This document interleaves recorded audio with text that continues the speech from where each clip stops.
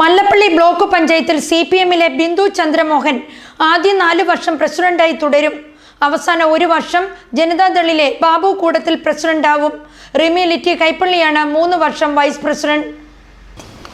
വർഷങ്ങളായി UDF ആധിപത്യം തുടർന്നിരുന്ന Mallappally block panchayat ഇടതുപക്ഷം പിടിച്ചെടുത്തതോടെയാണ് CPMലെ ബിന്ദു ചന്ദ്രമോഹൻ പ്രസിഡന്റായത്.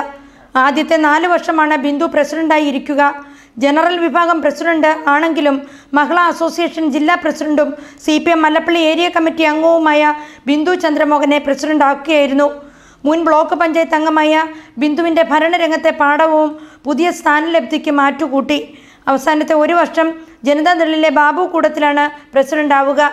കുന്നന്താനം ഗ്രാമപഞ്ചായത്ത് മുൻ മെമ്പർ കൂടിയാണ് ബാബു കൂടത്തിൽ. കവിയൂരിൽ നിന്നുള്ള കേരള കോൺഗ്രസ് ജോസ് വിഭാഗത്തിലെ റിമി ലിറ്റി കൈപ്പള്ളിയാണ് ആദ്യത്തെ 3 വർഷത്തെ വൈസ് പ്രസിഡന്റ്. തുടർന്ന് CPM ഏറ്റെടുക്കും.